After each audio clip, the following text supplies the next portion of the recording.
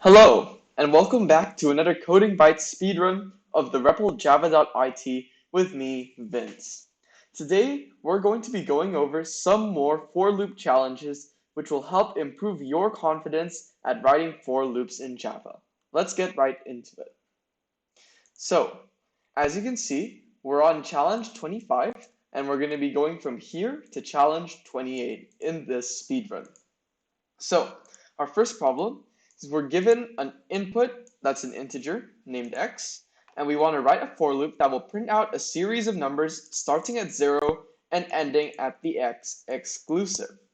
Okay, so if you remember from our previous speedrun, this is the for loop syntax for int I is equal to 0, I is less than x, I plus plus, and if you're not sure or if you're unfamiliar with this, I highly suggest to watch my previous speedrun where we go over what a for loop is. But anyways, back to this.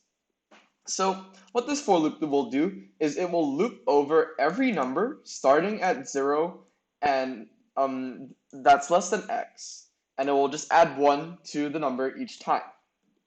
And this will create a series of numbers that we can then output. And that's it to this challenge, actually. This one's quite simple. So if we go system.out.println, oh, actually, we want to print them all in the same line. So we can go system.out.print I, and we want to add a space, because if you notice, there's a space between each number. And that should be all of the code for this. So if we run our code and we put our input as 3, as you can see, we get the numbers 0, 1, and 2, just like in the sample inputs and outputs. And that satisfies this challenge. It counts up from the numbers starting at 0 and ending at the x exclusive.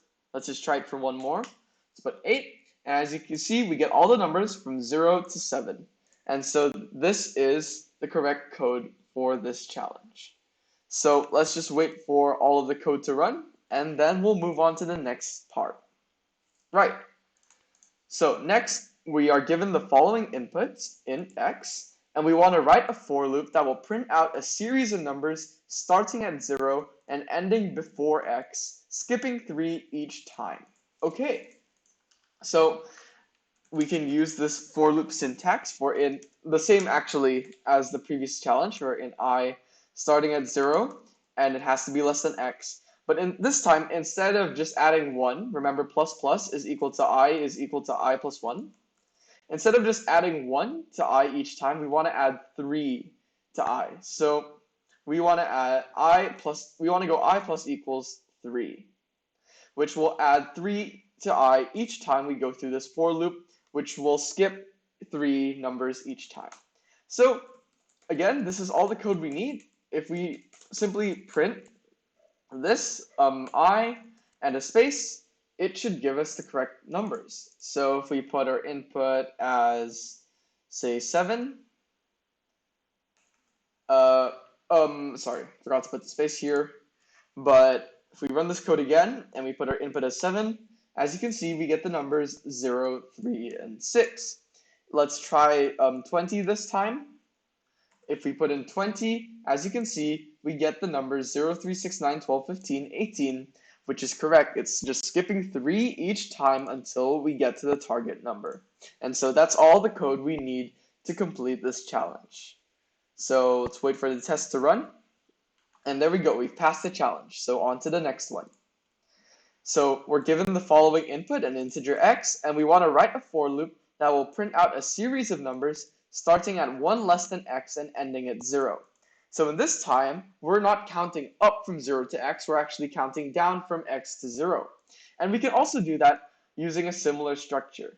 So first, at this time, we're going to start at x, so we're going to go for int I is equal to x. We're setting I to x initially. 1 less than x, sorry. I is equal to x plus minus 1. And we want to print I as long as it's greater or equal to 0. So if I is greater or equal to 0, I realize I haven't gone over these comparison operators yet in this speedrun, so I'm going to go over them quickly.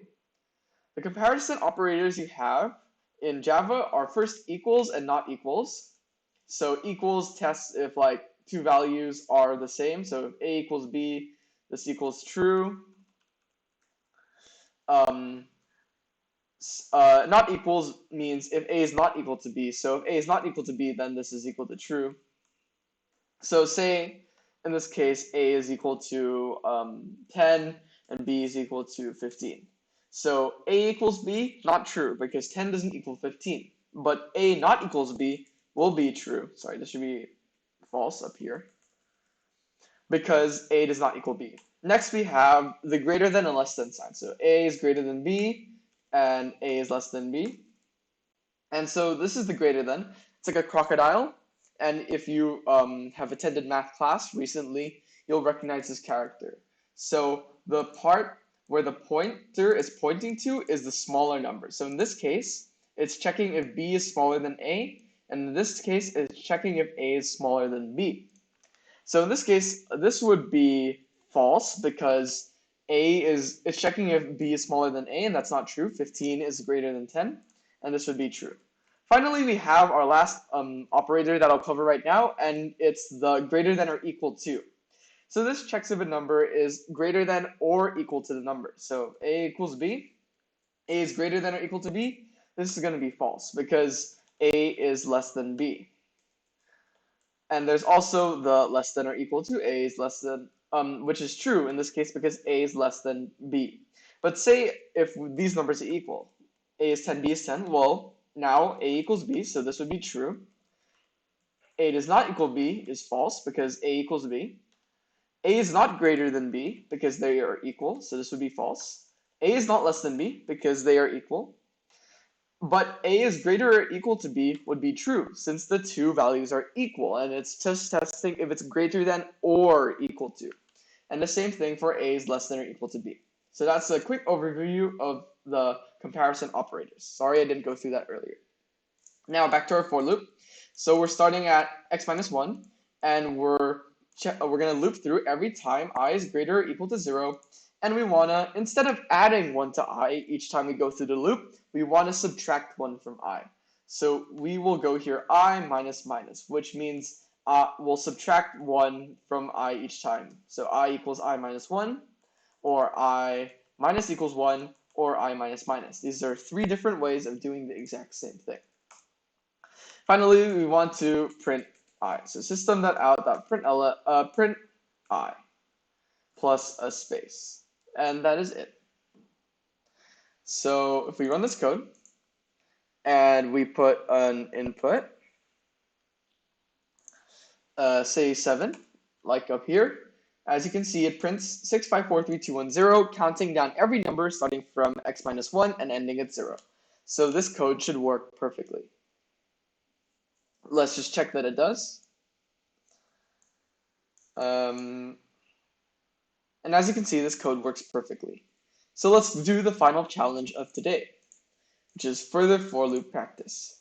So we're given another input x. We want to write a for loop that prints out APCSA x number of times, with each starting on a new line for each statement. And that's cool. So we can go a similar structure for I equals 0, I is less than x, I plus plus. And we, instead of printing I or printing x or anything like that, we want to just print APCSA. And that's about it. So system.out.println, because we want to have a new line, APCSA. Note there's no variables here because we don't need to have any variables. Nothing's changing between all of these statements, and so we can just simply print the string APCSA. And if we run this code, we should see that it's working perfectly. Working perfectly as long as you don't run into errors. Because I didn't put integer. And just check input for 3, and as you can see, it prints APCSA 3 times. And so this problem should be good. Let's just test it one more time to be sure. If we put our input as 5, as you can see, it prints APCSA 5 times. And so our for loop is clearly working. So that's all for this REPL speedrun. Next speedrun, we are also going to be going through more for loop practices because for loops are an essential part of coding Java, and it's really important that you understand how to use them and how to get the most out of them. So see you then.